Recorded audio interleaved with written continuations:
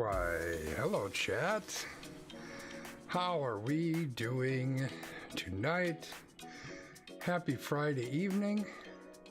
Hope everybody had a good week. What's up, Rom, in the chat? Hope everyone had a good week. Hope everyone's ready for a crazy, exciting weekend. I don't know what's going to make it crazy and exciting, but hopefully you're ready for that, whatever it may be. Thanks for stopping by for the podcast night. And just as a reminder, this is definitely for mature audiences because, you know, my buddy Landmark MKE likes to swear like a sailor.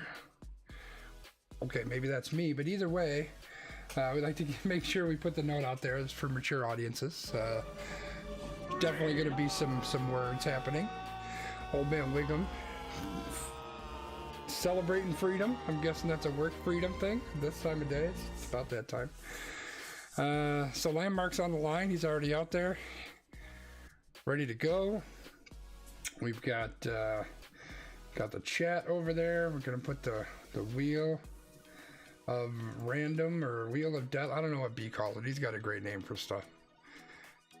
Yes, freedom from work. Fantastic. I'm playing Surgeon Sim right now. When I finish the heart transplant on Bob, I'm gonna start speaking again. Yeah, take care of Bob, man. That's more important. Landmark, you out there, bud? You should be able to hear me. Oh, I can hear you. Oh, there he is. Welcome in, Landmark. I just noticed that my lights behind me look really weird. Like, it should be red, but it's kind of like a yellowish, greenish weirdness. It's like it's kind of like a rainbow effect almost. It kind of looks cool. Yeah, it does. It's kind of like a weird little like halo. Yeah, I don't know what the deal is. I'm hearing some kind of. What's that? What are you hearing? Will the wheel work? I think I've got the wheel working. I think I've got the wheel working. We'll find out. We will. What I don't have working is the sounds aren't working quite right. When we talk over the sounds, then it cuts out the sound, which is kind of lame. The biggest impact of that is when we do the intro, because normally what I'll do is I'll start the music for the intro, and then B will kind of start talking over it. So yeah, we're gonna roll with it. We're gonna see what happens. We'll see what happens. Cool. So we've got all our topics. We've got our stuff. I kind of want to. I'm gonna run a quick test record over here because look at that. Look at my waves are insane over there in Zencastr. I mean, they look pretty. Well, mine are like, hey, yeah, see, I like have lots of sound. Oh, look at this. On yours, does it show super huge waves? Yes. See, on mine, here, let me show you. Let me load up a display capture real quick. There we go.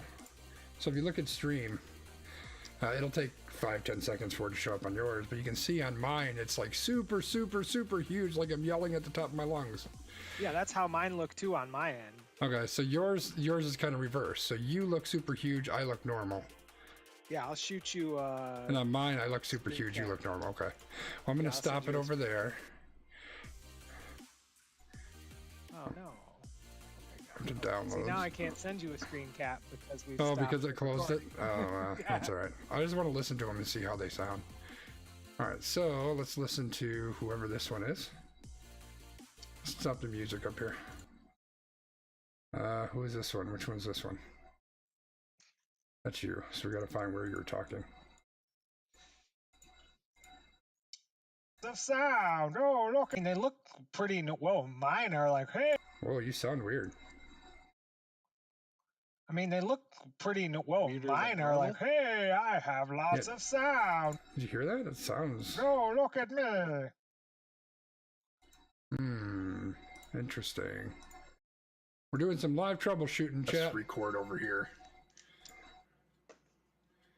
Let me load up a display capture real quick.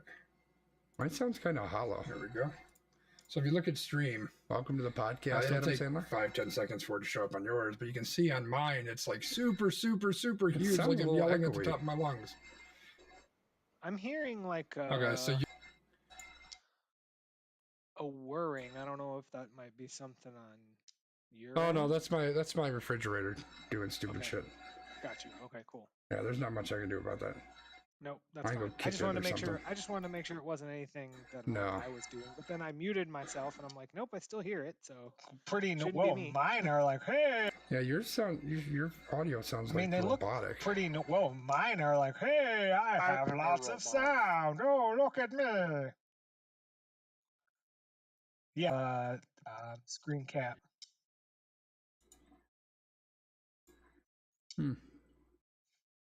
Yeah, I'll shoot you screen cap. It just sounds a little bit metallic to me. I don't know. It could just be me. My ears are record over here. See on mine. Here, let me show you. It's strange. I don't know why it sounds so weird.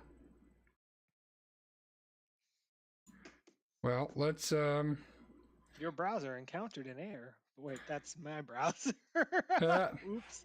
I'm going to let me get rid of this display capture. I'm gonna redo Zencastr. I'm gonna create a new one. Oh shit! I didn't give him. I didn't let him answer. Well, if you're watching the stream, it'll be just a second. Yeah, that wasn't good.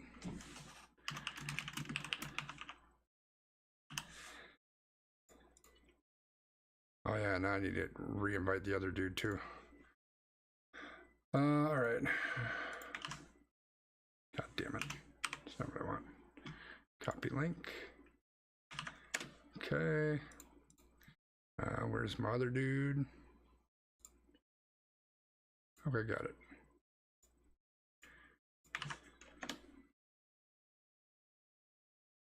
I wonder if it could be this guy that's causing the issue. That's possible, I guess. Maybe. Enter your name yourselves. And let's mute him. Oh wait, I can't mute him. What if I mute him and I play a sound if it doesn't show up? Test with the theme, chat. Give me just a sec.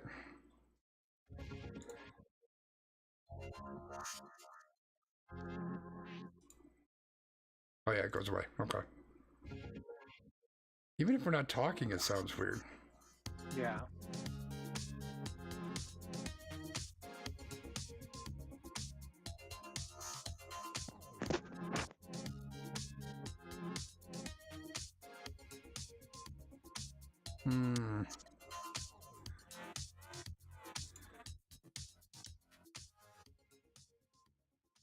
I don't know why it's doing that. That's so stupid. Like, just play the fucking sound, man. And don't be stupid. Let me try that. See if that makes a difference. I don't know why it would, but say something, B. See if. Oh no, it's already dying. It's already dying. Welcome to the audio podcast where things are dying. Wisconsin, Denmark, MKE. How's the podcast going over there, Christopher? Well, we're gonna have to deal with it. It is what it is, man. I don't understand why it would do that. It doesn't make any sense. I mean, it'd be interesting to see how it actually sounds in the. That's true. After we record. Yeah. Yeah. Bob will not be missed. I think we're gonna miss Bob. Just saying. All right, so my audio looks better. My audio wave looks better. Does yours look better now? Yeah, I guess so. Because mine, just the regular bar that we've got right now, was going super crazy, and now it's not. Right. Okay. Wiggum, you don't hear the music fading out when we talk?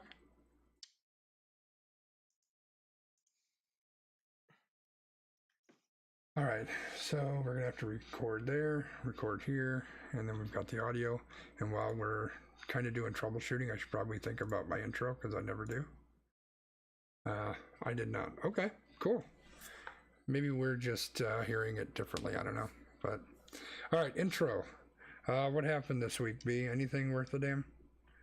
I mean, let's see. It's gonna snow, maybe, possibly, but probably not. What else is going on? I bought a lot of beer today, which that shouldn't be a surprise to anyone who listens to this podcast. I should be drinking beer, but instead I'm drinking Gatorade. I don't know what my problem is. I don't know.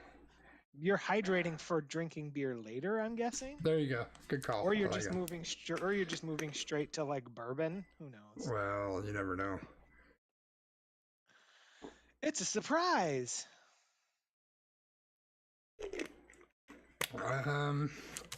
Let's see. Intro. The Packers went and hurt the Eagles. Well, yeah, it's the Eagles. I mean,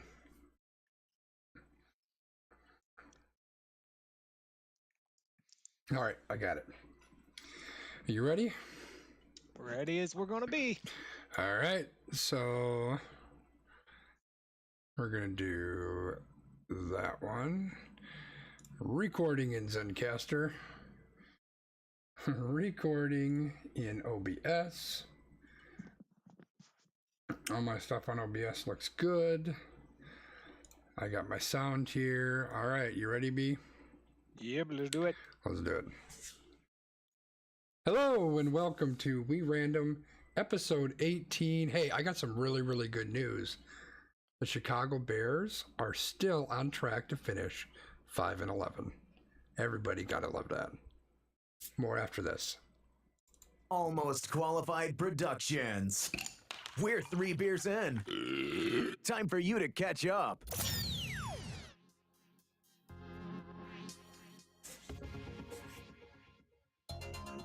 Welcome to We Random, episode 18. I'm Brian. That's Christopher. Say hello to the people, Christopher. Hello, people. Those poor Chicago Bears. Did you watch that game 2 weeks ago where Mitch Trubisky had that strip sack and led to them losing? Did you see that? Of course I did. That's like my favorite thing to watch is Mitch Trubisky being an idiot. Well, you know what we have to say about Mitch Trubisky They fucking and the Chicago suck. Bears? Yes! I was on point. I was ready for it. You hit it. So, we are here, episode 18 of We Random. Today, our Wheel of Doom has 2, 4, 6, 8, 10 topics. We're not going to get to all of them unless we don't have a lot to say, which, have you ever known us, loyal listener, to not have a lot to say? Never, that never, ever, ever happens. Right. So what I'm going to say is we're going to get started on this wheel. We're going to see how much we get to. And we have a draft that Old Man Wiggum has requested because this may be the first place that Old Man Wiggum ever went when it opened in 1945. I love it. I mean, granted, you're older than Old Man Wiggum, but we You know don't what? have to Shut up. We don't have to talk about this anymore. Okay, let's change the subject. I'm going to Let's spin the wheel.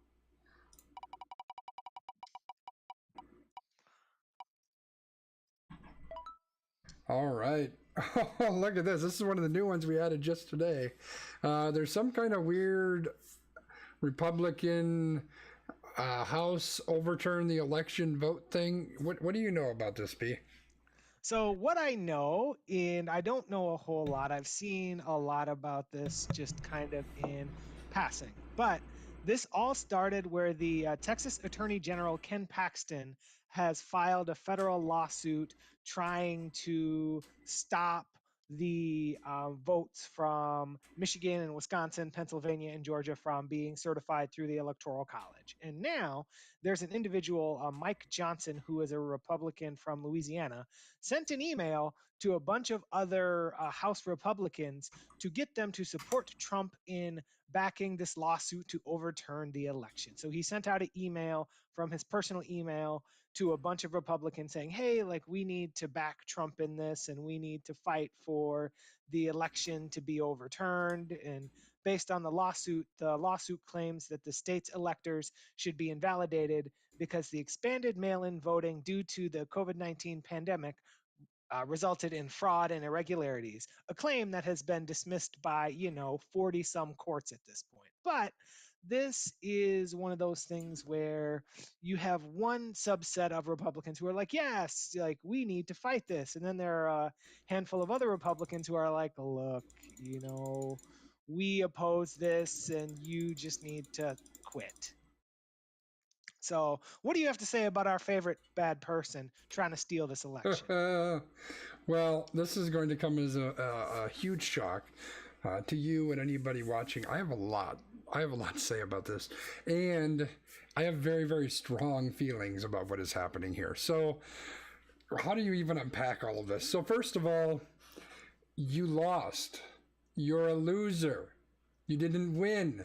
You are not the president. Okay, you are right now, but you won't be in like a month. Get the fuck over it, right? That's number one. Like you mentioned, they have tried how many different lawsuits now? 40, 50 different lawsuits. I think one of them was accepted or was passed or whatever that actually won.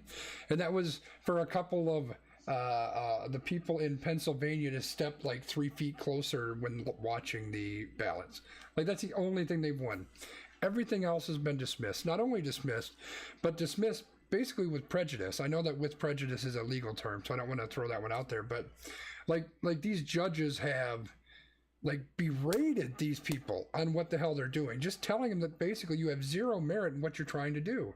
They've even one of the judges, and I don't remember exactly which lawsuit this was, but even broke it down and said, look, if you are going to claim that I think they were saying fraud, but if you were going to claim that this is what happened, you have to meet all these certain stipulations in order to even bring a case. You've met none of them.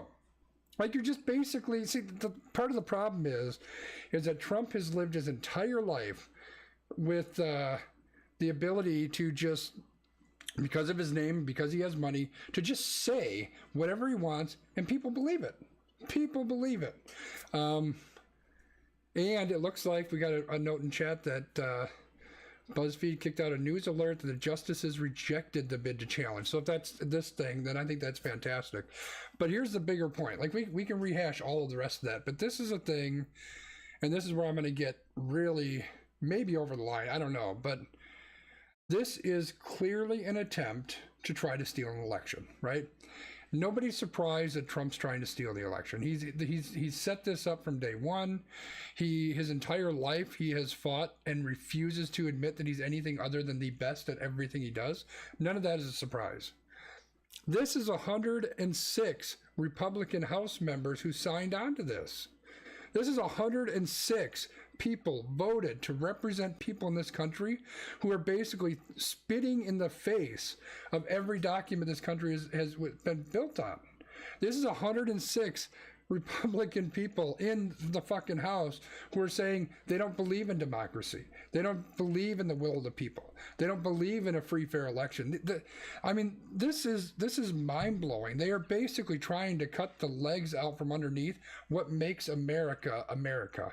And maybe I'm too far to the side on this, but like, how is this not just an absolute top of the line, like the only thing people are talking about? Because what I'm seeing, and I'm going to throw out a word that's going to scare people, but to me, this is treasonous. You are trying to steal an election. This is a fucking coup d'etat happening right in front of our face, right?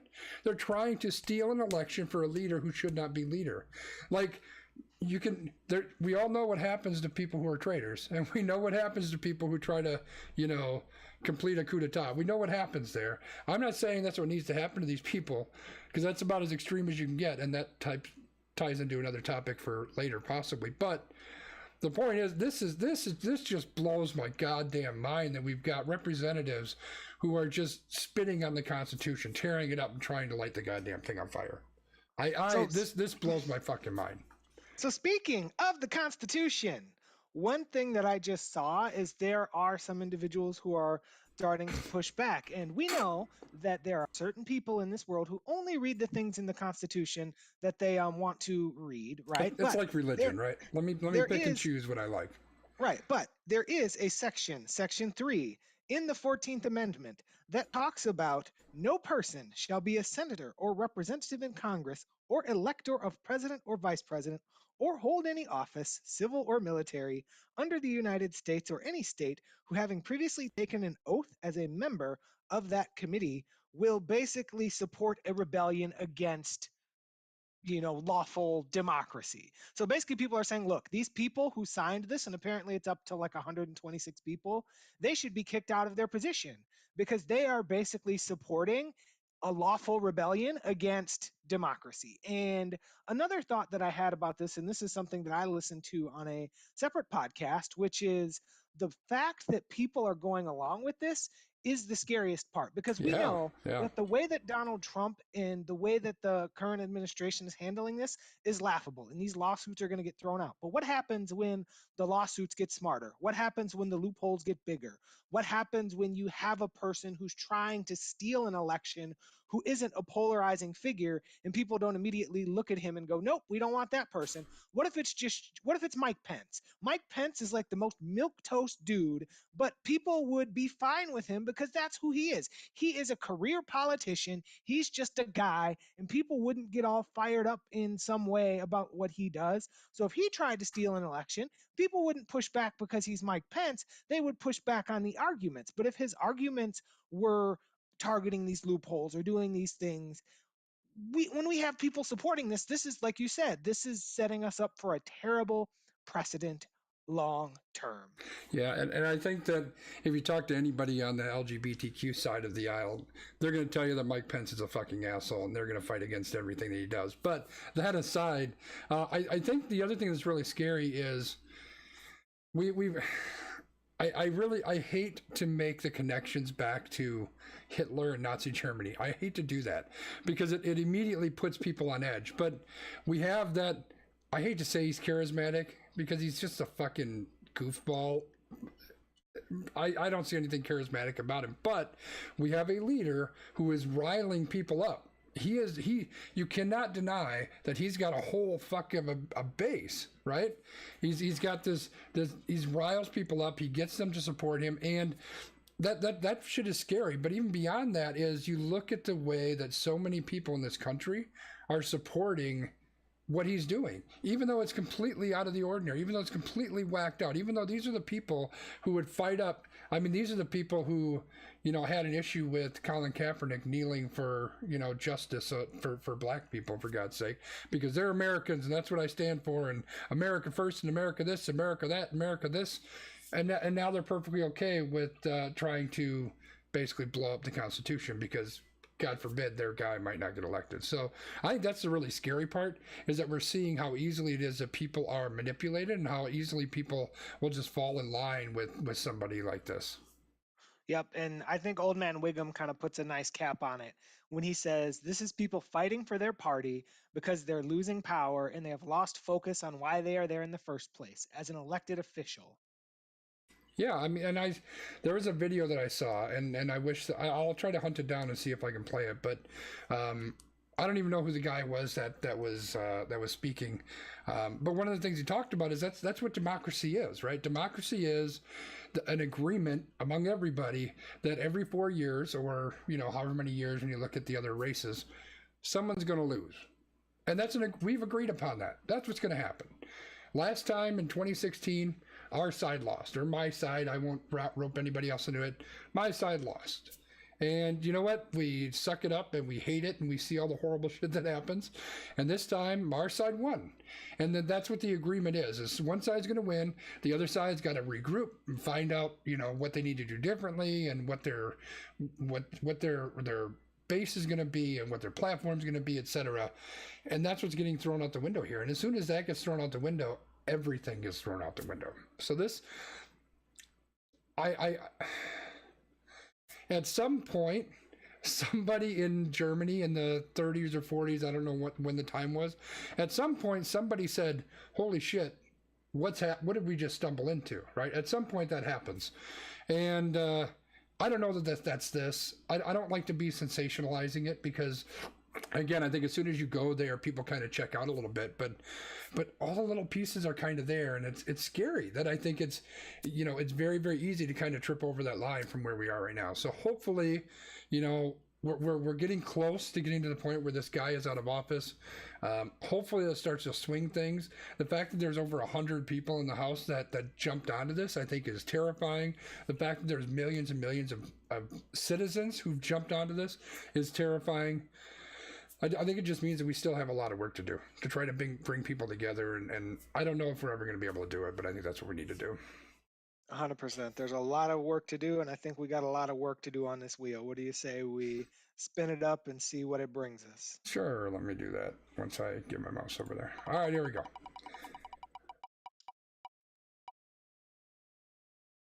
The NFL and our old friend COVID. I know you love talking about COVID, B. So what's going on with the NFL and the old Rona? So where do we even start? Do we start with the San Francisco 49ers, who are currently couch surfing in Kyler Murray's house? So the San Francisco 49ers were booted from Santa Clara County because they issued a mandate that there's no professional college or youth league sports for a 3-week period.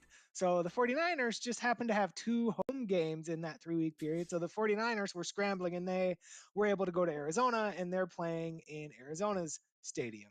Also, we've had several teams, including the Saints and Cardinals, get fined for COVID protocols. And we had those poor Denver Broncos Oh my God. who they had the day before, it was the day before the game, all 4 of their quarterbacks were deemed ineligible to play, and they were forced to activate a practice squad wide receiver to play quarterback. Do you know how this gentleman did, Christopher? I don't know the exact numbers. I'm sure you're going to tell us, but let's just say that if old Ryan Cooper, who just showed up in the chat, were to play quarterback for an NFL team, he would probably do just about as well as this guy did. He was 1 for 9 with 2 picks, but There you go. that's not even the worst thing that happened. Well, maybe it is the worst thing that happened. That's pretty bad. But do you remember our old friend Des Bryant from Des Didn't Catch It fame? Oh yeah. What is Des playing again? He is, and apparently Des caught it because Des, who is now on the Baltimore Ravens, he was pulled from the field during warm-ups to confirm 2 inconclusive COVID tests recently. Nice. He ended up testing positive and was not allowed to play in his revenge game against the Dallas Cowboys, after which he tweeted, "Yeah, I'm going to go ahead and call it a quit for the rest of the season. I can't deal with this." So obviously you can see that there's a lot going on with COVID. Now, thinking about contact tracing protocols and all of these things, how can the NFL really be like, yeah, Des was just out on the field hugging people, but no, everybody else is safe and fine, right? So my question for you, Christopher, is has COVID changed how you feel about the NFL this season? Are you glad that there's still a season? I'm still glad that there's a season. I'm kind of torn, right? Like there's the NFL fan in me, and then there's the what I like to think is a semi-sensible person side of me. I don't know that we should be playing. Like that sensible side says, why are we even doing this? Why are we putting people in harm's way? Why are we, allowing people to be in that close of contact, right? Like nobody wants to be around 20 other people, and that's how we got all 20 people banging into each other and spitting on each other. It just doesn't make a whole lot of sense. As a football fan, I'm damn glad that there's football, even though it's weird. And what was it, last week or this week we had like a Tuesday night game or a Wednesday night game or something because COVID pushed stuff around, and we have like 2 or 3 Monday night games sometimes. It's crazy. The whole season's been crazy, but as a football fan, I'm glad that there's football still. And I think that football being played with little to no fans works better in my mind than baseball. It just feels a little bit better. Maybe they're after baseball play too, so maybe they've just gotten better at pumping crowd noise in and stuff to make it feel better. I don't know. But I mean, the Vikings have been pumping in crowd noise for a while. Let's just be honest. You know what? That's very, very true. They certainly have been. So I'm kind of torn between the two. Like, if I said this when we were getting ready to kick it off, that it doesn't make any sense before the season started. It didn't make any sense to even play. I still kind of feel the same way, but it also helps the Packers are like 9-3. I'm just saying. That's true. I mean, and it's interesting. Like, I appreciate that there's football. Like, this is one of the few seasons where I've spent multiple Sundays where I sit down and I start watching football at noon and I finish at 10:30 when the last game is on. Now, one of the things that is interesting and that I can do without, and I'm going to steal a bit here from one of my fantasy football podcasts that I listen to, is I could really be spared the bullshit from Schefter and all those people. Hey, look, the NFL's doing great this week. There were no tests. Hey, Right. The NFL's doing great this week. Look, you motherfuckers out there, just let a man who tested positive be out there hugging and being all up in the face of these other people, and you're like, oh, they're all going to be fine. Maybe they are going to be fine. Maybe they're not. You are taking everybody's life in your own hands and saying, look, There are corporate sponsors for this event, and we need to make our money. And that's good and fine, whatever, economy, MAGA, America, whatever you want to call it. But let's spare us all the ballyhoo of how great you're doing and just say, look, we're going to roll this train. If we got to roll this dude out here who played quarterback for a hot minute at Wake Forest so that we can get that $1 million paycheck from Nike and Tide, let's go. Yeah. That right there is the NFL saying that they gonna do the Zeke Elliott PD of the week because they want that money. Yeah, no, I think it makes sense. That's what a lot of it is money. Let's see what we got in the chat here. We're doing this because fans are spoiled and think that they should be able to have everything. If we as a population would stop being so greedy and just deal with things, this country would be in a better shape. I think you can take that and spread that to COVID itself, like all told, right? Yeah. Like if people would actually wear a mask, if people would actually isolate, if people would actually not go out to the bars, et cetera, et cetera, et cetera. I remember a conversation with you two, I think that's us two, before the season. Neither of you said the Packers would win 10 or more. I said they would win 11 plus, just saying. Well, you know what? You can pat yourself on the back. Everyone, what do they say? Even a broken watch is right twice a day or some shit. So, yeah. I guess COVID's going to keep coming up. It's going to keep impacting things. It's going to, cost people games and whatever. And it'll be interesting to see what happens when playoff games start getting impacted. That's when things will get really interesting. Yeah, and they've even been talking about like a soft bubble for that, but who knows what they decide to do. Yeah, anyway, I think that's our COVID topics for the week. And the Packers really made Carson Hurts there, huh? Didn't they? That was I need the rim shot. We do. And we do have one more COVID topic on there, by the way. They're really good at getting people fired or benched this year. That's true. That is true. They got the Houston guy fired, Bill O'Brien. Yeah. Carson Wentz really isn't that good anyway. He had one good year, big deal. I mean, his offensive line is terrible. We would have a better offensive line with like the 5 people that are here. That's like probably me true. And you and I mean, yeah. I spun the wheel, and the topic is no nails for you. No nails for you. Okay, so I had a different topic name for this. And, I know. I sapped your creativity and I changed it to whatever I wanted it to be. That's okay. So my topic name for this goes back to one of our conversations that we had a couple weeks ago. There's a Texas high school that said you need to be a manly man because a high school senior in Texas took to social media to bring attention to an issue he's been having with his school district's dress code. Trevor Wilkinson, who is 17, asked for the public support after he received in-school suspension for his painted fingernails at his high school in Clyde, Texas. The school district's dress code prohibits male fingernail polish colors. Wilkinson says that that's a discriminatory policy. He said that I have been doing this to express who I am, and I've been trapped in closed-minded people's minds. Let's see, other stuff.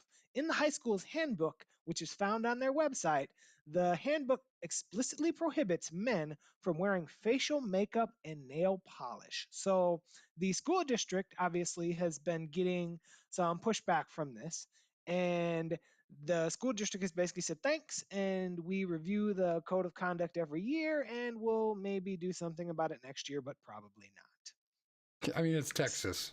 Like, it's fucking Texas. So obviously I have, and I'm just going to jump in. Obviously, my fingernails are kind of painted, not really well right now. They're really ugly. I need to redo it. But so clearly I've got kind of a little bit of a stake in this game. But let's just like ignore the fact that I paint my nails occasionally, and I like, partially I do it because it just looks cool, and why the fuck not? And partially I do it to fuck with people because people are closed-minded assholes. But let's start with, what fucking harm does it do that the guy has fucking fingernail polish on? If the guy wants to wear eyeliner or something, who the fuck does that hurt? Who the fuck gives a shit? Like, this is the stupid shit that we deal with day to day, and it's like, who decided to make this rule? Who decided to put that in there? I mean, I know it's Texas, right? And you have to be a certain, I don't know, but this is just so fucking dumb. This is dumb on like a Donald Trump level dumb. Like, I just fucking blows my mind. I feel like some of this is we get into like litigation culture too, because a lot of these schools put these manuals together so that they have a fast and hard rule to point to say, well, this isn't our thing, so you can't sue us for this because this is what it is, and you've agreed to these terms and conditions. But my whole thought about this is you're specifically in this case pointing out something that individuals who identify as male can't do. Individuals who identify as female can do this. Well, what do you get? Like it's a very slippery slope, right? And I think some of this is like the kid is saying, like this closed-minded mentality that, oh, men can't do this, only women can do this, or XYZ. And it's just that whole same argument that people have. Well, I don't want this person using my bathroom. A fucking door is not going to stop somebody who wants to go walk into a bathroom.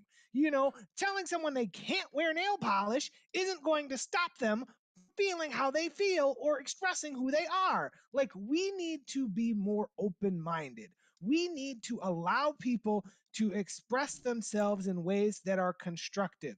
The more that we tear people down and the more that we restrict people, the worse that we're actually making it on ourselves. Now, if this were a policy that says no one can wear any skirt that goes above the knee, that means that a man could wear a kilt. That means that a female could wear a skirt. That means that someone who identifies as transgender can do whatever they want to. Like, that's the kind of policy and procedure that we need to be looking at.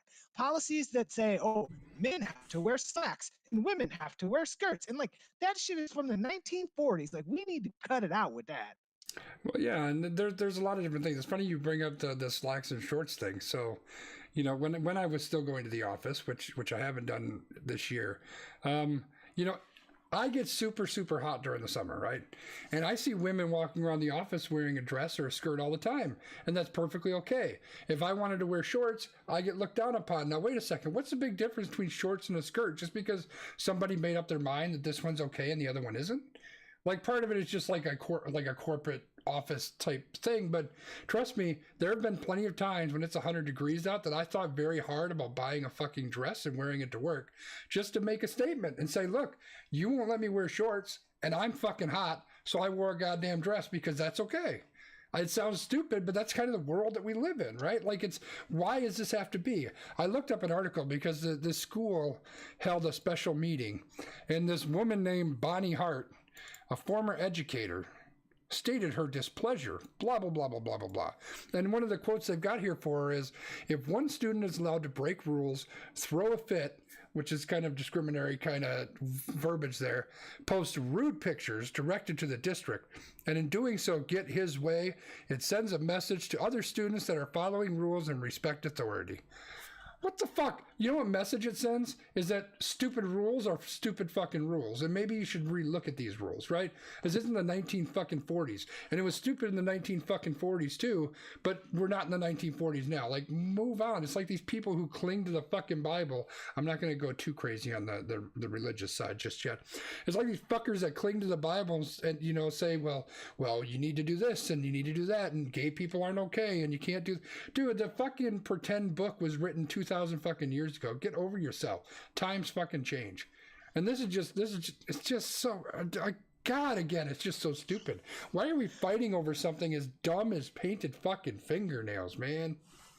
Right. And this is the whole thing. It's like, I'm all for a good rule. My entire, work life is based on the fact that I have to administer rules. I have to tell people, hey, you can do this, but you can't do that, and here's why. But when a rule doesn't make sense, when a rule is not functional, when a rule is something that makes more of a barrier than it does a hallway, that is when someone needs to have the intestinal fortitude to stand up and look at that rule and say, hey, we should maybe make a change here. Because just because it's always been the way that we've done it doesn't mean that it's the best way to do it. Doesn't mean that it's not the best way to do it. But we need to be fluid. We need to stay water. We need to be able to move and change as the atmosphere changed. Maybe, 40 years ago, a man might say, I can't wear nail polish because I don't want to have that peer pressure from other people. Right. We're at a point now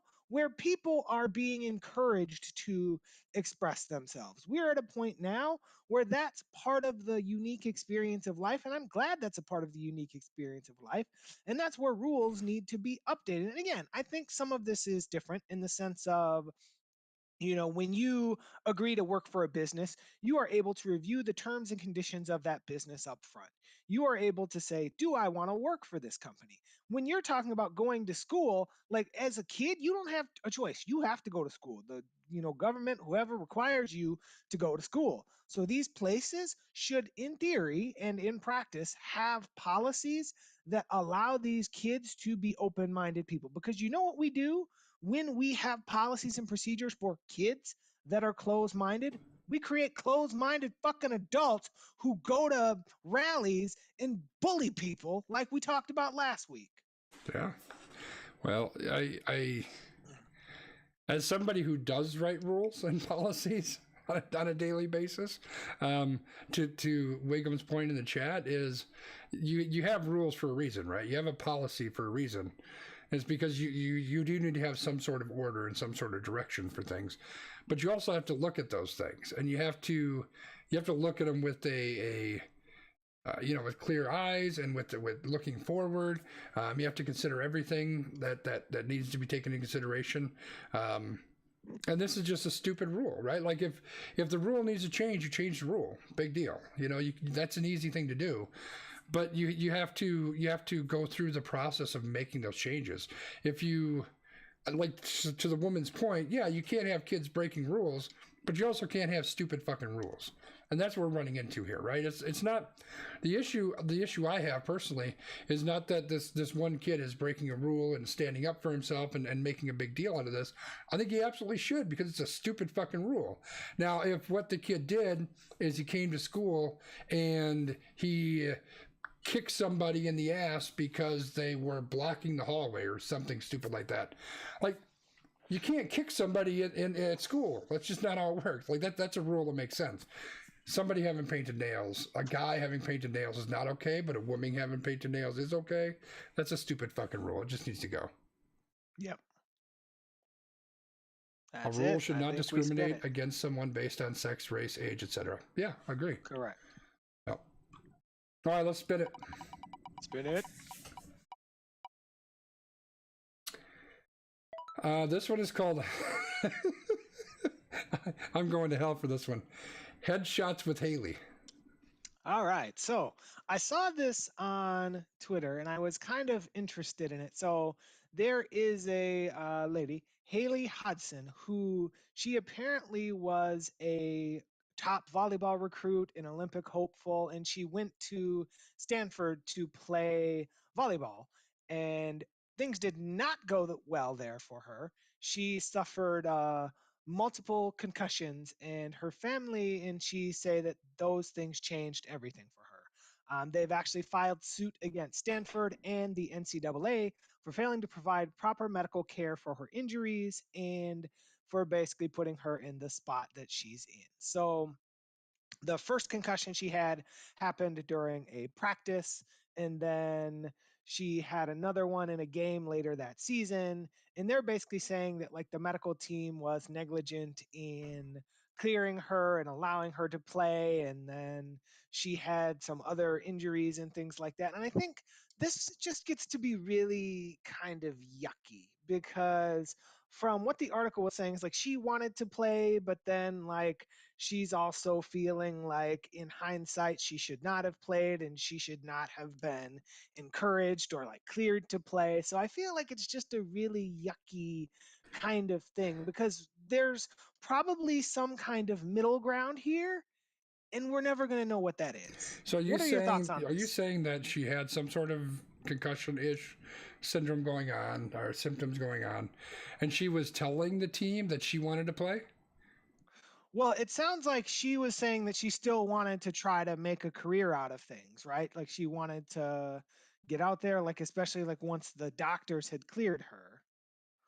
Gotcha. But then she also had a lot of like other stuff going on. Like she had been diagnosed with depression, and she had some other things that kind of happened as what folks are generally correlating to be related to her concussion history. Yeah, and I read through part of this article. I didn't get through the whole thing. I think that it just the way that you describe it, it comes across to me almost like sour grapes, right? It's like my career didn't turn out the way I wanted it to, and I didn't become a professional, and I didn't go to the Olympics, and so we're going to sue somebody. It sounds almost more like parent pressure versus her doing it, but that's kind of how it comes across. Maybe it's because I didn't read the whole thing and I don't have all the information, but that's kind of how it feels. That said, I doctors have to take the lead in this, especially when it comes to concussion stuff, right? We've seen it in the NFL, which I think is where most concussions when in sports, I think we see it there more than anywhere. And you've seen where doctors have to pull people off immediately, and they're sticking them in the blue tent or whatever, and they're testing them out. And a lot of times you'll see they take their helmets away so that they can't grab it and go running into the play or something. Like, that's something that doctors have to own. The player can't say, oh, you know what, I think I'm okay to play. No, if I've diagnosed you with a concussion, you are not playing. Period. Until you pass whatever rules and regulations there is around, what her tests need to show, or et cetera, right?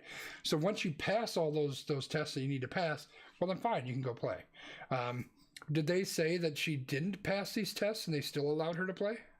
No, she, according to the medical records that they found, like, she had passed the tests, but then there were obviously some, like, she felt like she was being like passed, like, well, sure, we'll give you the clearance, but maybe she was feeling symptoms and it wasn't like it. And again, that's why I feel like there's a middle ground here. Like, maybe on the neurological side, they're like, yeah, she's fine, but maybe she's feeling symptoms that they don't know about. And if you Right. don't report that out, then how does that work? And I feel like this is just a very sad thing, because when we're talking about concussions, right, and we're talking about brain injuries, like, every person is going to be impacted differently. There are some people who you get a concussion and you thankfully are fine.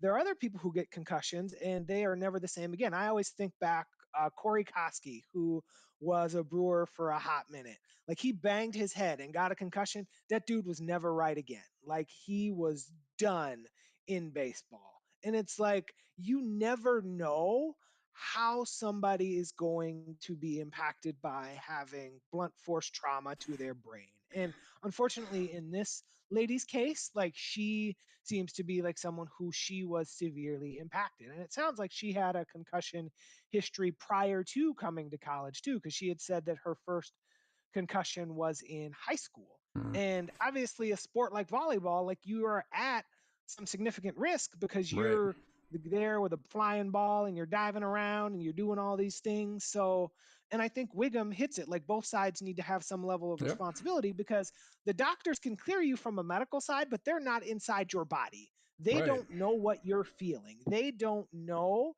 if, because the day that you come in for that test, you might be completely fine.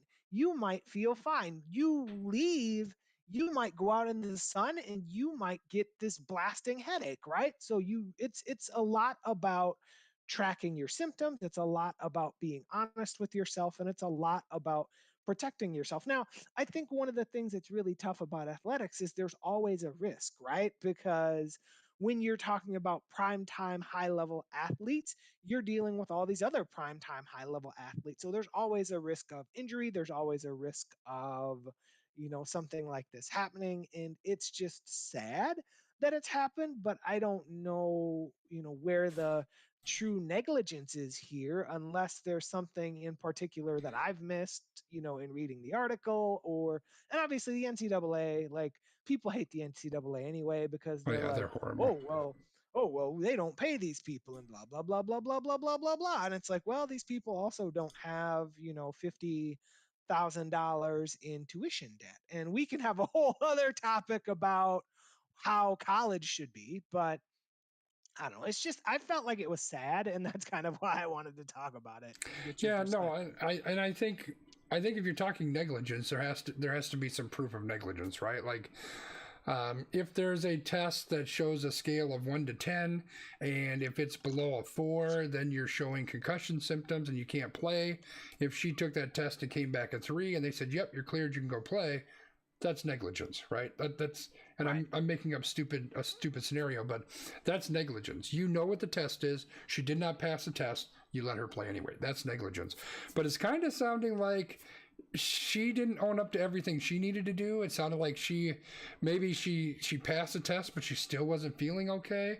Like you have to own that. Like that's personal responsibility. So again, it's maybe it makes me a dick. I am a dick, but it just kind of sounds like sour grapes. Things didn't turn out the way I wanted to, and now I'm going to sue him for something. And maybe that's not what it is. Maybe there's legitimacy to this. Again, admittedly, I didn't read through everything super clearly, but it just gives me kind of a weird feeling. But hey, here's what I'll say: if there was some sort of malpractice, or was something that Stanford did wrong, then I hope that she gets taken care of the way she needs to get taken care of, and I hope that medically she gets what she needs, because those concussions, it's not like when you have a concussion that you never have a worry in your life. Like that's something that's going to stick with you to some degree. So hopefully all that gets sorted out. I'm not that big of a dick, but the whole suing them or whatnot for all of this, I don't know. It seems kind of weird. Right. And as Old Man Wiggum, as you loyal listener may know, manager and producer of the show says, you need to prove your case before you have a case. Right. Sounds like another topic you all discussed. That's So true. I think that's our cue to move to the next topic. All right, we're spinning. Apples.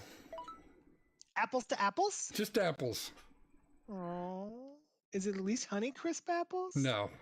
Oh, all right. So Apple, our favorite company, is doing stuff. Apple has unveiled the AirPods Max, which is an over-the-ear design for a headphone, providing high-fidelity audio, adaptive EQ, active noise cancellation, and a incredible low price of $549. I'm sorry, go on. So that is something that happened, and I would definitely I feel like people just want to set their money on fire if they want to buy something like that. Like, I'm sure it's nice, I'm sure it's glorious, but there are a lot of more price sensitive options. Well, I think the thing is, and I am admittedly an Apple fanboy, but a lot of the stuff that, like, Apple's done a lot of research around music. Like the HomePod, they did a shit ton of research around that, and the HomePod sounds fantastic, by the way. I think that anybody that's tried the AirPods, they work super well. There's a lot of things they do that are great. So it's not like it's just, let's just pick up some flimsy pair of headphones and then put a $550 price tag on it because it's got an Apple logo. I don't think that's that. And I haven't dug into this too much, just because I'm not paying. I probably won't. Most likely won't pay $550 for a pair of headphones. Maybe not. But the other thing, All of a sudden you come on stream with the $500 pair of headphones like 3 weeks from now. It's possible. I do have an issue with buying speakers and headphones. I don't know what it is, but the price it's high for sure.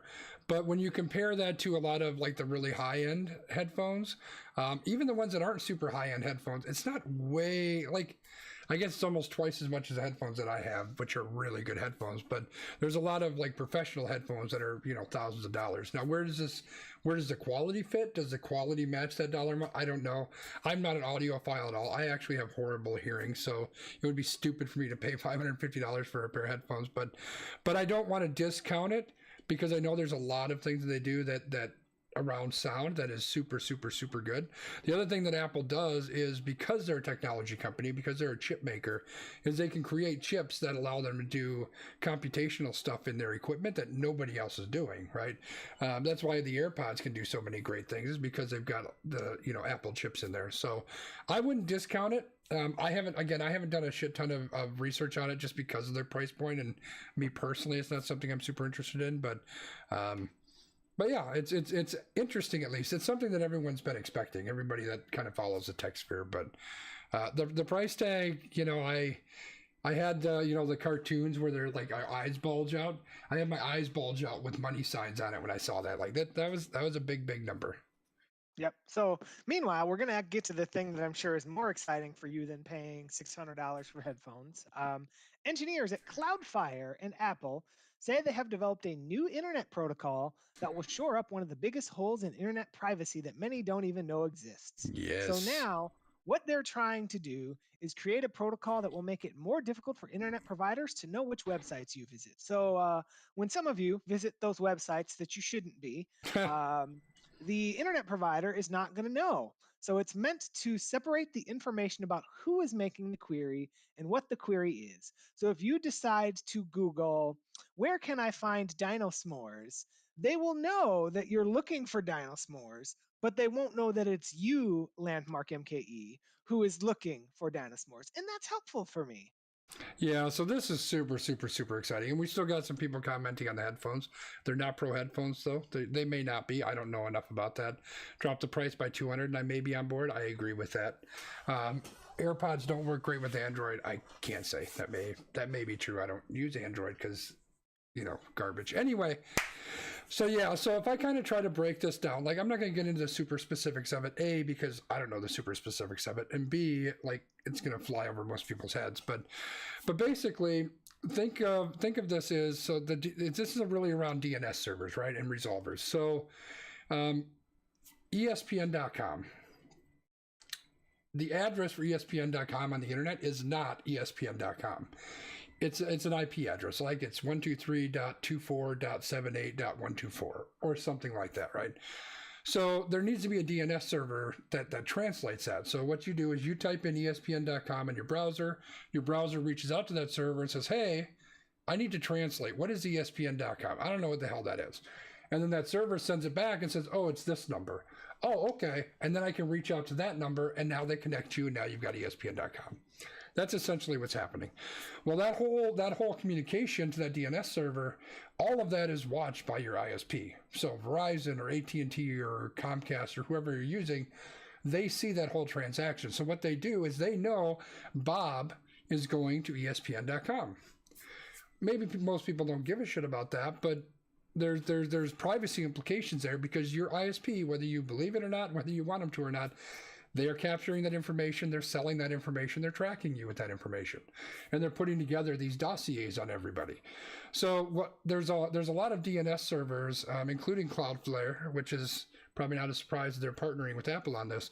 They run a DNS server. It's called 1.1.1.1, which you can use. You can set that up on your router, and you'll use that every time.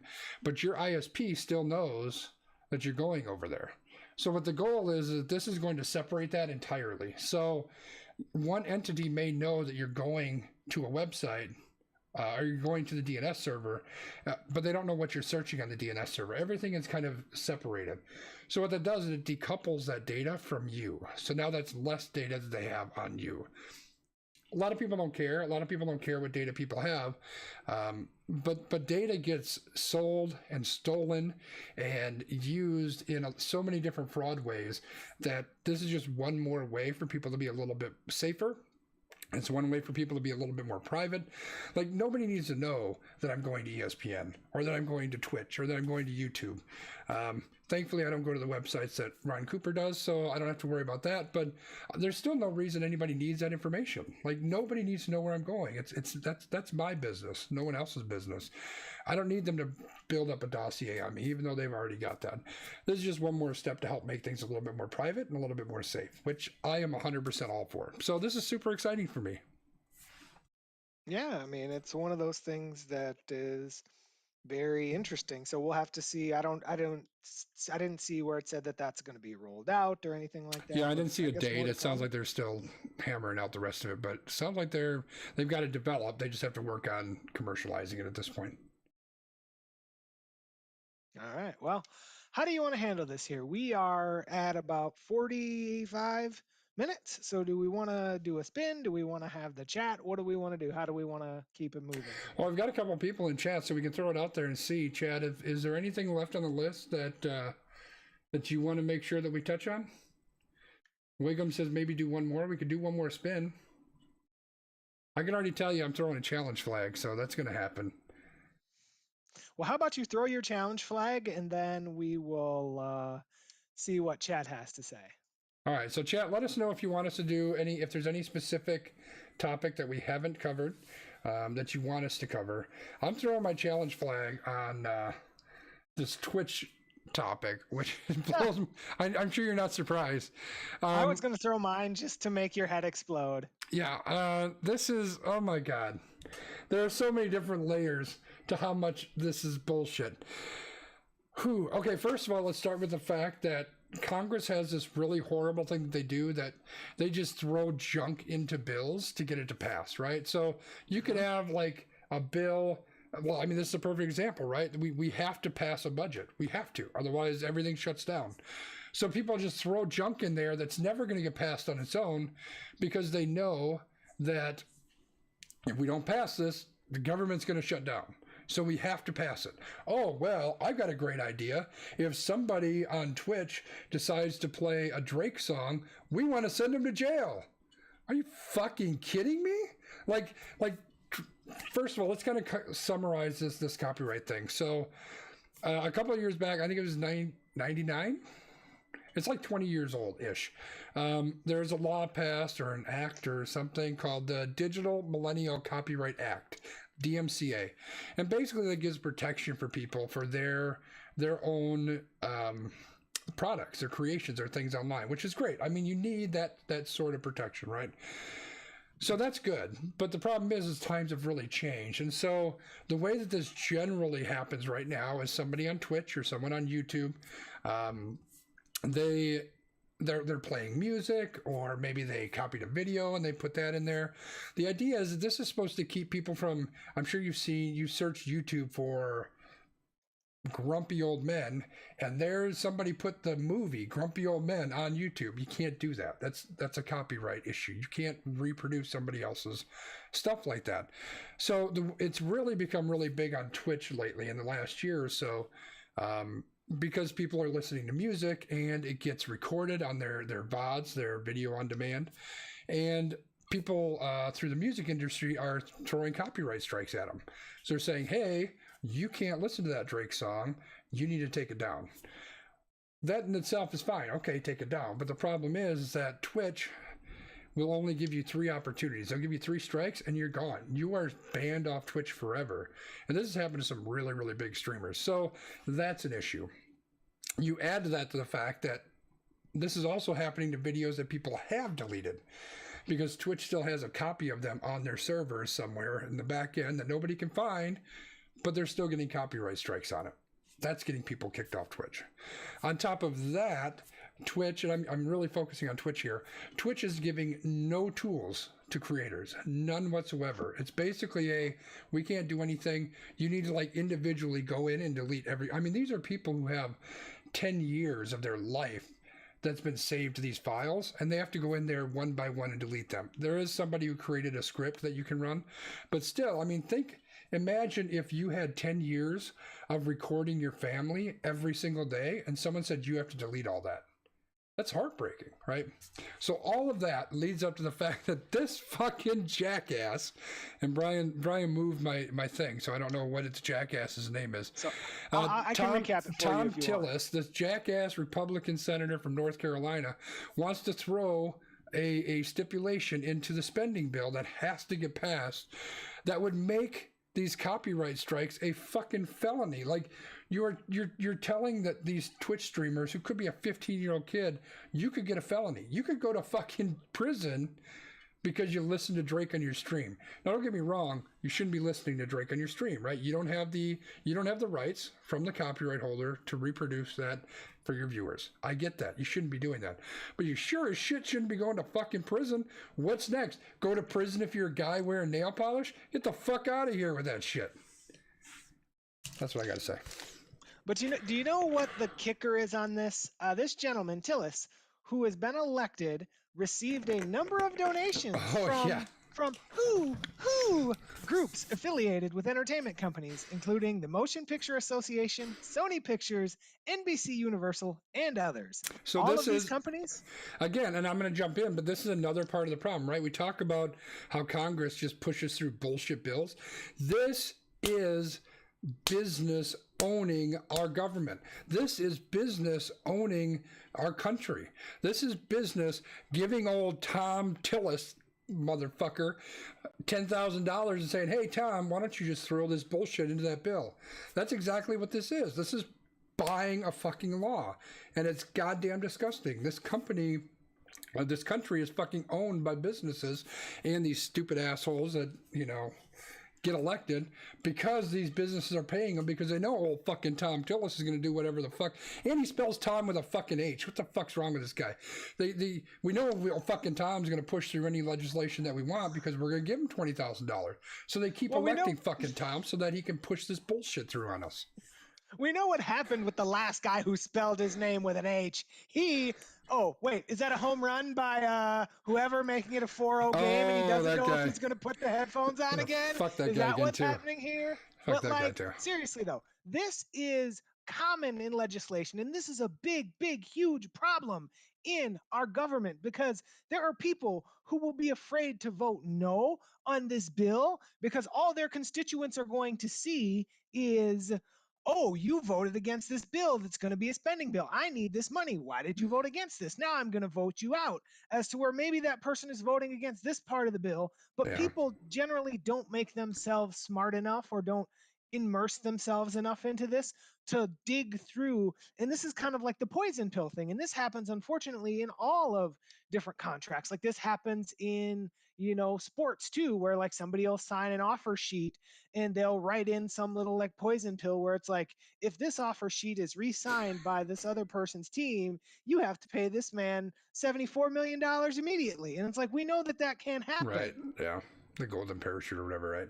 So yeah, Emily, you had me concerned there that you said it sounded like you were saying you're a fan of Thom with an H, but then you clarified, so good, because Thom is a dumb name and there should be no H there. So anyway, yeah, this just like we covered a lot of the things that really fucking irritate me about politics in this country, and you know, one of the benefits to us ripping apart the Constitution, like apparently some of us want to do, is maybe we can restart it and get rid of some of the bullshit like this shit that's happening. So that's all. I don't know. I'm frustrated. There's that. Yep. All right. Chat, we did have one request for the trans stories. So do we want to talk about that one? Yeah, I think we can. So this one will be a quickish topic, and this will actually be a nice little topic to go out on for our wheel, because it seems like there's been a lot of gloom on our wheel this week. Yeah, I was thinking that when I was reading through the list of topics we had. I'm like, dude, we need to focus more on some positive things. You know, we need to find some more positive stories. I was gonna say this definitely should have been a beer-sponsored podcast, but it has not been. So. There's a couple of strides in transgender representation. The first one is, and to clarify, I always want to put this out there for individuals who may not be familiar. Transgender people have a gender identity or gender expression that differs from the sex that they were assigned at birth. So just as an educational moment, right? But for Umbrella Academy, that apparently is a show. I don't watch much television, so I didn't know that it was a show. It's a very, very good show. But Elliot Page announced in a public statement earlier this month that he is a trans man. Netflix, where the show is, confirmed that he'll continue playing a cis woman on the show. So there were a lot of people who were kind of confused and a little bit like feeling some kind of way about it. But it's great to see that this individual who seems like they play a significant role in the show is going to be able to continue on and be, you know, who they genuinely are, but also continue to portray this cis woman on the show. And I think that's a very important point, is like we've had this for, you know, decades where people can play in acting, people can do whatever they want. Like this doesn't have to be like the White Chicks movie where it was all like, oh, this is supposed to be funny, but it's not. Like you can reasonably do this and it's fine, right? Yeah, and there's and I can add a little bit of flavor to this because I am a big fan of the Umbrella Academy. So there were a lot of people who kind of were up in arms a bit over why is a trans man playing a cis woman in this show. And I think they're trying to, a lot of this are just trolls, right? They're trolls who are trying to tie it into a lot of the people who are pushing for better representation, especially for trans people in movies, right? Why do you have a cis woman playing a trans woman, why not have a trans woman? There are trans women actors, why not have a trans woman do that? And that's more, that movement is more around trying to get better visibility and better opportunities for trans people. So I think a lot of this is just trolls online who are trying to really kind of push against that. So an interesting part of this too is that they did, the producers of the show did mention that they're going to dive into this on the next episode or the next season of the show. So in season 2, I believe it was, Vanya actually had a relationship with a woman. So I think that it kind of opens that door a little bit. Whether Vanya, the character, is going to become a transsexual, a trans man, I don't know what that's going to look like. But they did say that they're going to kind of dive into that. And I think it's great that they're allowing him to continue playing the role. I think it would be really weird to pull him out of that. Plus, the optics of it would be kind of bad, you know. So I think the character, me personally, and maybe it's because Elliot was playing that role, and I always kind of, Elliot, I think, always was kind of, didn't really fit gender norms a lot. Like throughout his life, like in all the different shows that I've seen him in, he didn't really fit into those gender roles a whole lot. So maybe that's kind of why I got that feel from Vanya, is just because of Elliot as the way that he is. But yeah, so I think they could very easily roll this in if they wanted to, and they don't need to. Like, I think it's perfectly acceptable and perfectly okay if Elliot plays a cis woman. Like, if that's the way that it works out, then so be it. But it'll be interesting to see. And I think that I appreciated the way that they handled it, that they're like, we're 100% down with it. If that's who Elliot is, and then we're great with that. And we're going to continue to let Elliot play that role. And maybe if they decide to go that way, they may even write it into the show. So I think it's great. Yeah, I mean, that makes sense. And then we have another piece here. There was a transgender woman, Mara Gomez, who became the first woman to play soccer as a transgender woman in Argentina. So the approval came from the Argentina Football Association, and it was recommended through the Olympic movement through the IOC, because the IOC is really looking to aim to develop guidance to help ensure that all athletes, regardless of their gender identity or sex characteristics, can engage in safe and fair competitions. So I think it's very interesting, because this is something that especially toxic male Twitter has been all about for a long time, like competitive advantage and blah, blah, blah, blah, blah, blah, blah, blah, blah. But I think it's really important that we're opening these doors and allowing for these things to happen, because one of the quotes from this that I thought was really powerful, the individual says, "When I started out, football was a therapy for me, and I couldn't think that it was possible to consider playing in the top division as a transgender woman." Yeah, I think this is one that even I struggle with, and I try to be. I like to think that I'm very open-minded, and I can sort through some of these things, but not that I have an issue with her playing in whatever the league was. I'm guessing she's playing in a female league, but I don't know, because sports is very much a competitive advantage is a thing, right? And I think that there are ways where athletically men may be more superior to women. I think there are ways the other way too, right? So I think that's interesting, and I'm certainly not going to be one that's going to stand up and scream and shout about it, but I think it's something that it's an interesting topic, and there's just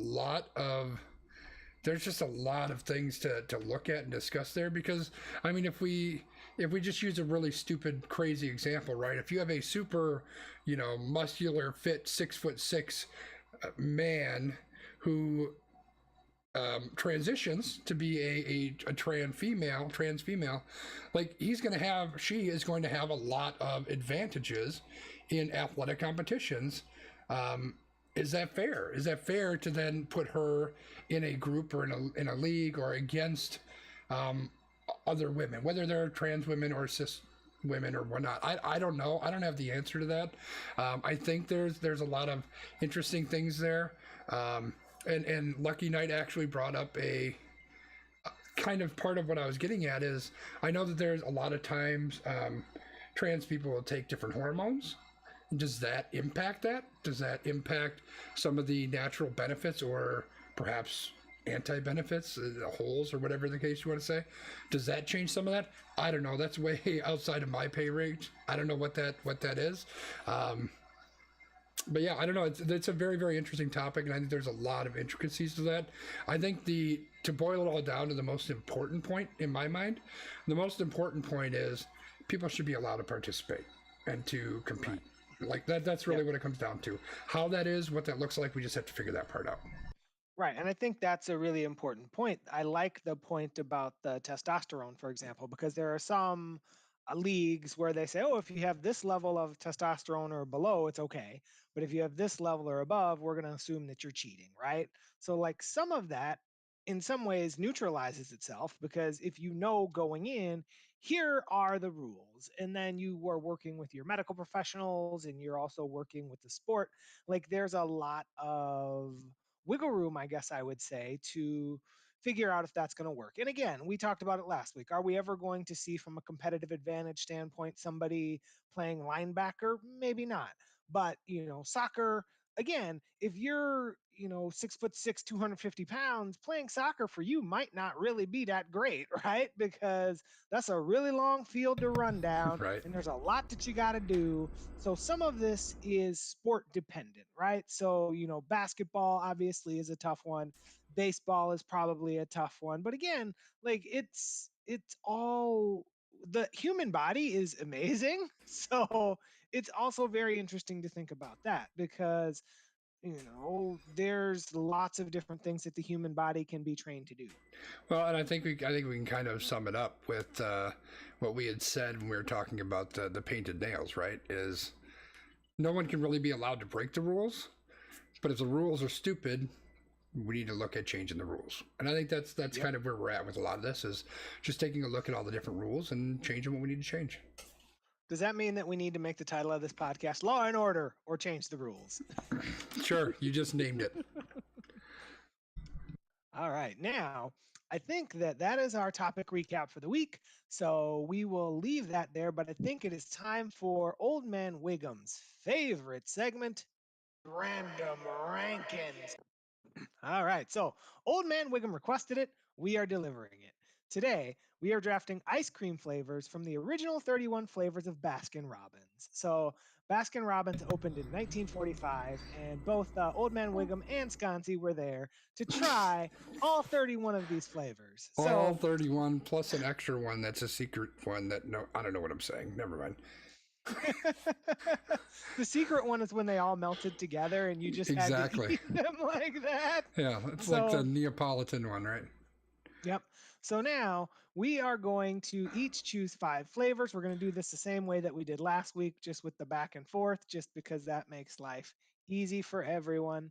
So how do you want to do it? Do we want to spin a thing? Do you want to go first? Because I think I went first last week. No, I think you should go first, because I haven't looked at the list yet and I need a minute to look at it. All right. So I will look through the list and I will tell you again, this is 1945. They didn't perfect desserts in 1945. So some of these flavors this is going to kind of be like that Thanksgiving list where there were like 18 different sweet potatoes, because there's chocolate almond, chocolate chip, chocolate fudge, chocolate mint, chocolate ribbon. But I think for my first pick, I am going to have to go with a traditional that's still around today, and that is Rocky Road. Oh, Rocky Road? Road? Anybody a Goonies fan out there? Rocky Road's pretty decent. That's good. Yeah, so Rocky Road ice cream. If you have not had Rocky Road ice cream, if you were to go out to Google, and it will say, what is Rocky Road made of? A blend of chocolate ice cream, nuts, and marshmallows. Seems pretty legit. I am going to take a pick here that Old Man Wiggum is going to chastise me for. Is it vanilla? It's vanilla. Vanilla's my thing, dude. I love vanilla. So yeah, I don't want to go without the vanilla. So that's going to be my number 1, man. All right. So, I mean, again, this is 1945. That's what they have in 1945. Shit, right? I have that right now, and it's 2020. What are you talking about, bro? All right. So, as I am looking through, there's eggnog, which is definitely seasonally appropriate. You can delete that shit right now. There's lemon crisp, which I'm not exactly sure what that is. Shoot that shit to the moon. So I think vanilla might have actually been a good pick. Damn right it looking was. through this. So right now I'm torn between two. One is a little bit more of a simpler pick. One is a alternative pick, but I think I'm gonna be a dick. So I'm gonna take chocolate chip because I know Oh. that you like chocolate chips. So I'm gonna flex and take chocolate chip so that you cannot take chocolate chip. Okay, I probably would have found my way to that one at some point, but I had my eye on a different one for number 2. My number 2 is going to be strawberry. All right. Yeah. So far so good. My top 2 picks are probably my top 2 favorite ice creams, so that worked out. Nice. And I mean, and you obviously you're kind of going with more of a More traditional. a vanilla, as we might say, draft strategy. Well, there's a lot of really weird shit that we're going to end up getting into, I think. So. I mean, maybe. So again, back to where we were here. I have chocolate chip and I have Rocky Road. So I got a lot of chocolate. I might want to lay off of that chocolate for a minute, right? So I'm looking through here and I'm seeing cherry macaroon. I've got date nut, which I'm not really sure what that is, and I'm not sure that I want to know. Well, I know that when I go on a date, never mind. Go on. Oh no. All right. Well, we're definitely not going to do that. But what I am going to do is butterscotch ribbon. That just sounds delicious because I'm going to guess that butterscotch ribbon is kind of like a vanilla with some butterscotch in it. So I kind of get the best of both worlds. Okay, I'm very quickly Googling to see if I can figure out what's actually in these things. Let's look at date nut. Like they've got a list. Like I can see a list, but it's not giving me a description of what they are. I've got good taste. Thank you for that. I appreciate that. Great second pick. They're liking my pick so far, B. I'm just saying. Apparently, all of these people just like generic ice cream. This is good shit. Get out of here. I am going to. Oh, do I want to do it? Ooh. I'm so tempted. I think I am going to take something that I pronounce probably incorrectly, but I don't care. The orange sherbet, but I think I say sherbet, but I think that's wrong. That's what I was raised. The orange sherbet, however you pronounce it, that's what I'm taking. I call it sherbet. Yeah, sherbet. I think it's sherbet, isn't it? I don't know. Let's ask Google. Google. I'm typing. How do you pronounce sherbet? Oh. Sherbet. Sherbet. Well, you're wrong, Google. I like date nuts. Yeah, you know what, Cooper? So do I, my man. So do I. Anyway, orange sherbet, whatever. The orange stuff. I've got that one. Nice. All right. So you've got the orange stuff. So now we are starting to get into a little bit of a interesting spot, right? You've got vanilla, strawberry, and orange. I've got Rocky Road, chocolate chip, and butterscotch. So I've definitely gone with more of like a savory road.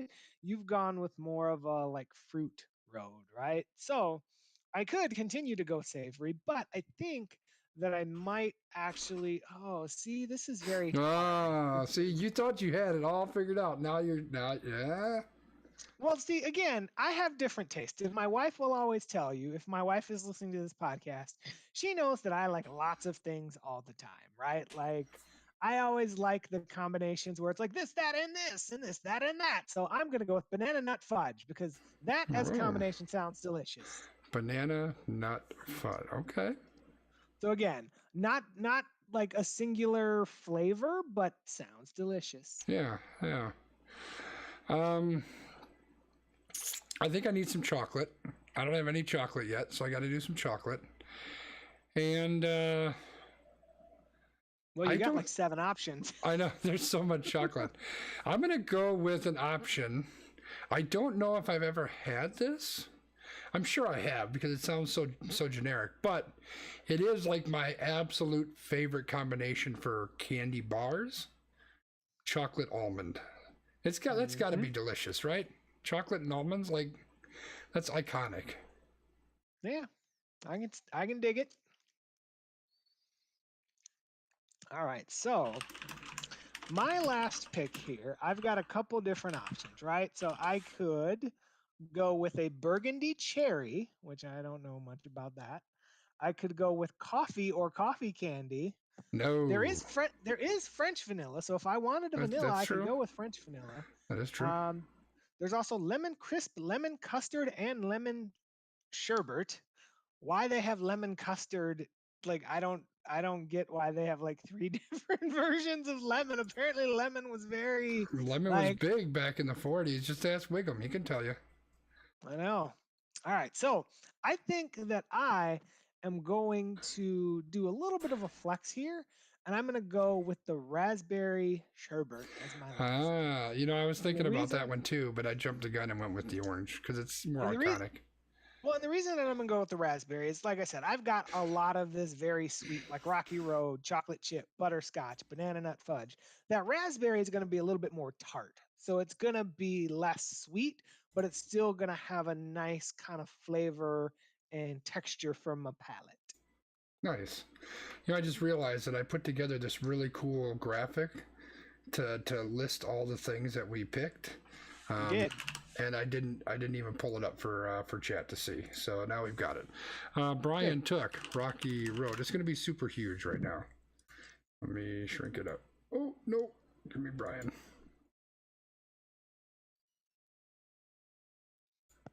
Rocky Road. Probably need to change the color of that because white on white doesn't work for anybody. All right, Rocky Road. He's got Rocky Road. He's got chocolate chip. He's got butterscotch ribbon.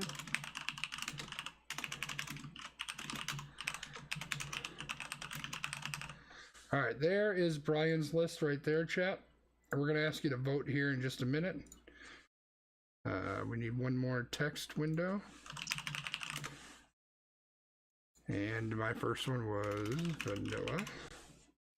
Make that black. And then we'll move it. And just so you know, Ryan, butter pecan was not on this list. Apparently, they didn't figure out how to make that in 1945. Yeah, I noticed that because, you know, butter pecan is not one that I normally would go with, but I probably would have in this case. It was odd that it wasn't there. I mean, you know, it was like 1945. Like, what did they, you know, apparently they ate lots of lemon. Apparently, holy smokes. All right, so the list, we have black walnut. I'm not sure, is that, like, what is, I don't know what that is. Burgundy. That's a thing that's out behind my house. I know, that's all I know of, yeah. It popped my tire. Cherry macaron, I don't know.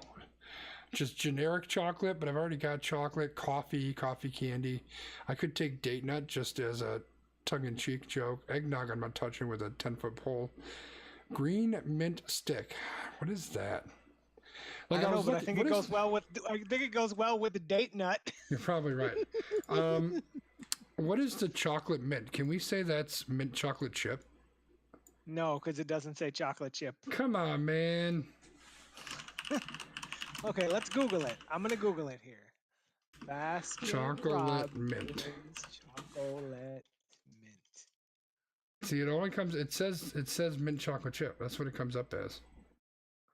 It does. Oh wait, history of Baskin Robbins. Bear with us. We're getting there.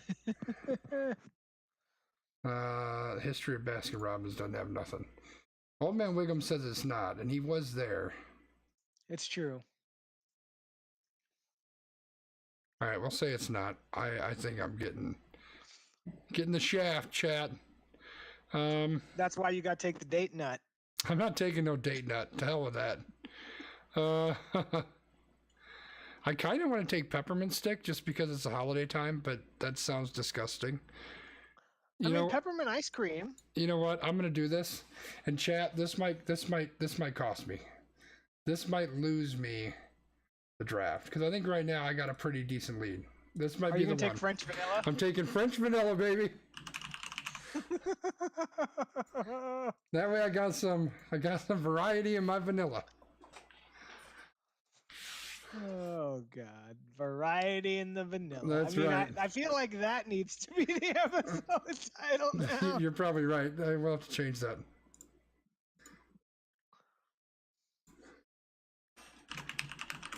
Apparently, French vanilla is what sealed it for you, because that's number 3 on Wiggum's list. Oh yeah, my list: chocolate, orange. Oh yeah, look at that. He's big on the sherbet. Apparently. All right, well, chat, go ahead, and we got the list in on the screen there. You can see Brian's list, and he'll read through these again in a second. But give us your vote. Who do you think won? Brian, why don't you recap for us? So I'm recapping. The chat says that Sconzi wins, and the losing list was Rocky Road, chocolate chip, butterscotch ribbon, banana nut fudge, and raspberry sherbet. The winning list, also known as the list of, generality, was vanilla, strawberry, orange sherbet, chocolate almond, and French vanilla. So the lesson that we learned here is that many people feel like less is more, because if you only have one like flavor, you really get to enjoy that flavor. And that makes sense to me, but that's not how I roll. The list of delicious. We're going to make it red. There we go. The list of delicious, chat. Bring. Yep. List of delicious. All right. Yeah, so I think that's what we learned, is that less is more. So I will take that lesson for future drafts, and I will figure it out next week. I've been shut out, just like the I don't know. There was some team that lost like 45-0 a couple weeks ago, and that is me today. Well, you almost got a vote. Emily said, I want to throw a vote to Brian, but I'm a vanilla stan, so, Yeah. But there's always next week. So Old Man Wiggum has already told us what our draft is, but you, loyal listener, don't get to know what that is until next week. Oh, see, you gotta watch live or watch the replay on YouTube. That's how you find out. Yep. All right. So for now, I think we will move to our extra points. How do you feel about that? Yeah, let's do it. All right. So my extra point this week is going to be quick. I've continued to be in this giving mindset. And one thing that my wife sent me that was very interesting to me is the United States Postal Service, something that tried to be sabotaged, but it is not sabotaged, has an Operation Santa. Apparently, if you go to this Operation Santa, USPS OperationSanta.com, you are able to read letters that individuals have written to Santa Claus with wishes for gifts and things like that. Now, for me, as I started to read through these letters, some of these letters are definitely things that I cannot fulfill. My name is not God. I cannot give you a PS5 because those things are really in limited qualities. But the reason that I liked this is because this is one way that if you are able to give and if you are able to do for other people, like some of these people, like I saw one that was like, I really would just like a Xbox controller and NBA 2K. Like that's something that I could do. Or, somebody was like, well, we need a new fridge. I'm like, well, I don't know that I can get you a new fridge, right? But if there are small things that you can do for people, definitely do it. So this is something that I'm thinking about, in addition to the idea that Sconzi had with, donating to a local organization. We're getting close to the holidays, as we've been told in the chat. It's about 2 weeks until Christmas. Let's do what we can to make people's lives better this holiday season, especially given everything that's going on for everybody. Holy smokes, 2 weeks to Christmas. I need to start shopping. No, I don't. I've been buying so much shit. It's ridiculous. So thank you. That's a great point. I am super, I shared a story a couple weeks ago about growing up without a ton of money and the way that people giving to my family was super, super important to me. So yeah, I think that's an important thing. And I should totally, I plan to do this big giving thing and I still haven't organized that. So I need to work on that and share that with everybody too, kind of where the direction I'm going on that. But I'm pulling an audible to stick with kind of our sports theme here with my extra point, and this is based both on kind of what you just said, some of the stuff that we talked about today, but more specifically, kind of a conversation that we had earlier about our topic list and how our topic list is really steered towards the very serious and kind of negative and not hopeful kind of direction. And this is a time of year where, yes, there's a lot of good, there's a lot of happy, there's a lot of love, there's a lot of joyfulness happening, but there's also a lot of the opposite of all that, right? There's people who, whether it's bad things that have happened in the past, people that lost loved ones, or maybe people who don't celebrate the holidays, or people have seasonal depression. There's a lot of things that happen around this time of year that aren't great, and people aren't always in a really good spot. In fact, there's a streamer that I follow who posted something on Twitch the other day that, hey, I haven't been live in a couple weeks because I've been struggling with severe depression. There's a lot of stuff that's impacting people. There's the pressure of the holidays. I don't have the money, I can't buy the gifts I want, or I can't pay my bills and buy gifts, or whatever the case may be. And then again, it really smacked me in the head when we looked at our topic. So this is going to be pretty simple and straight to the point. Make sure you're taking care of yourself this holiday season. We all want to take care of everybody else. We just got done talking about buying gifts and giving things to other people, but you have to take care of yourself. We all have to take care of ourselves, whatever that may be. Maybe that means you splurge on yourself on something that you need or that you've needed. Maybe that means taking some time away. Maybe it means, taking some introspection time to really look into yourself, or to meditate, or whatever the case may be.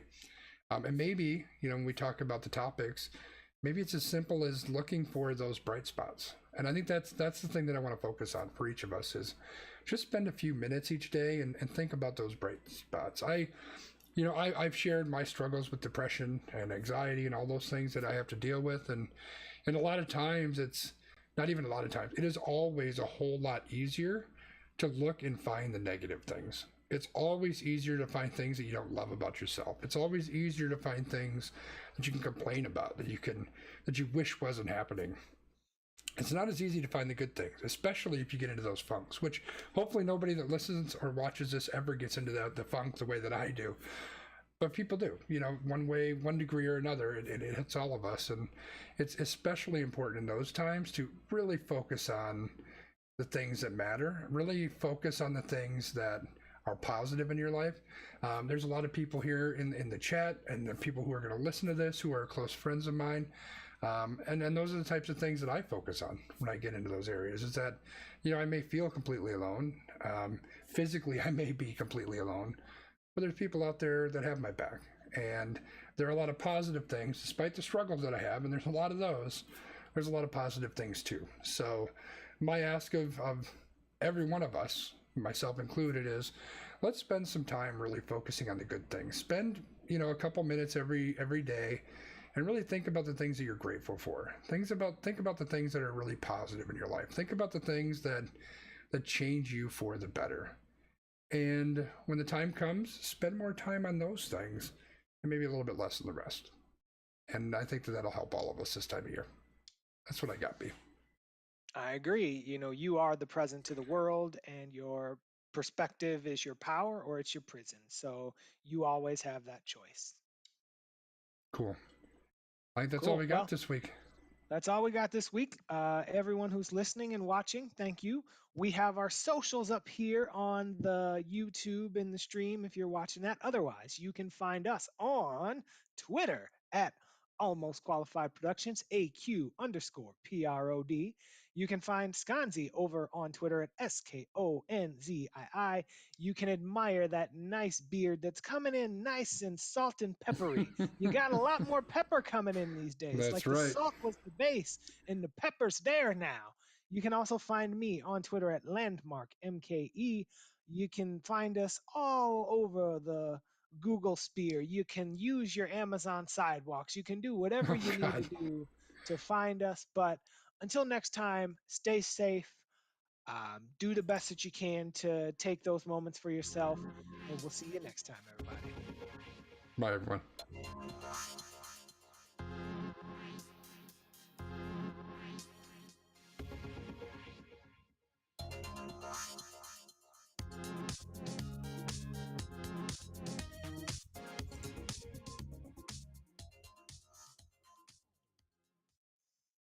And scene.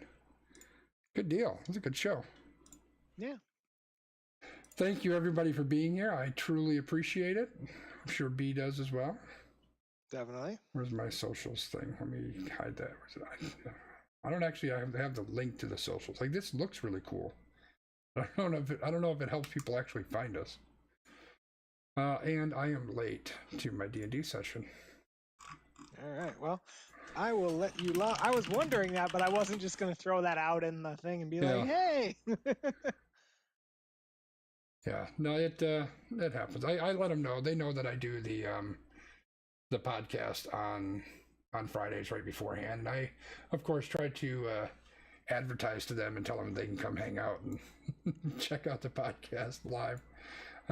So they may be out there for all I know. I'm not sure. But well, I was gonna say that way they know when you're done. That's true. Absolutely. Cool. All right. So B, I will let you go. I'm sure we'll be chatting soon. Sounds good. Let me stop the Zencastr to make sure. Yep. Okay, it stopped, and you're still here, I think. Are you still there? I am still there. Okay, cool. I'm still there. Let me download each of these. I was just looking at my list of ice creams and wanting to cry into them. Uh-oh, it said lost connection on something. Uh-oh, Okay. the sounds are processing, it says. Yeah, I'm still in there though, so it shows that it's there-ish.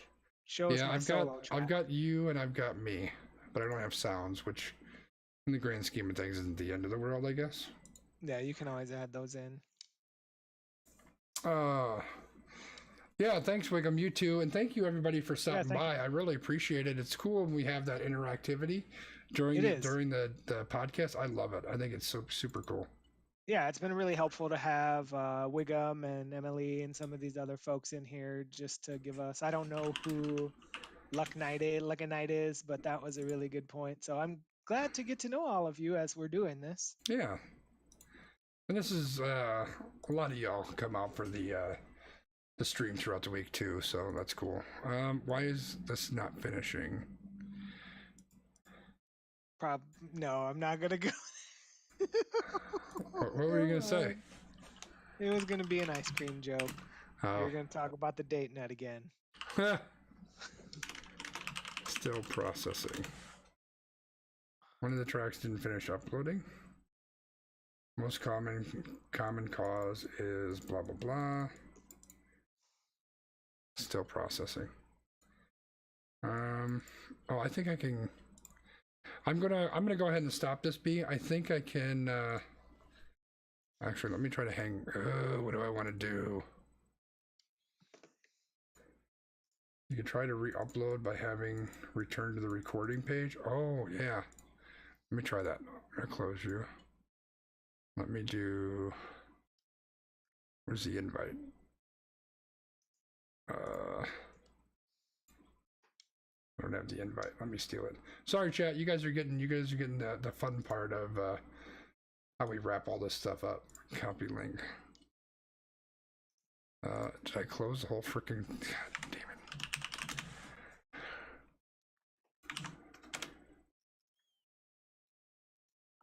Your name, sounds, unfinished track. Oh shit.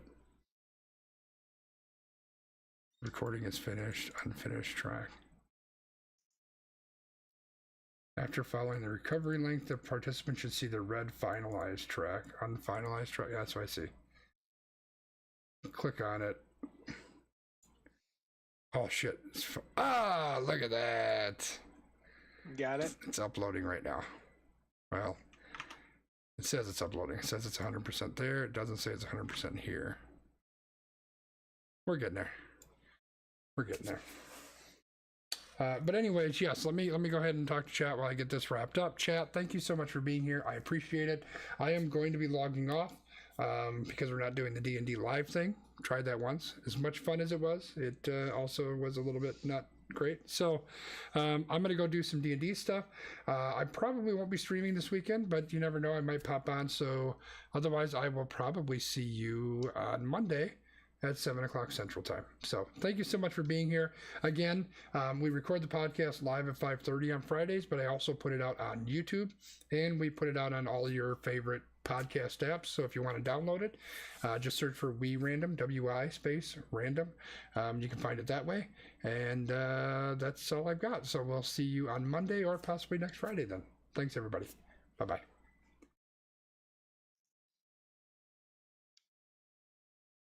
There it is.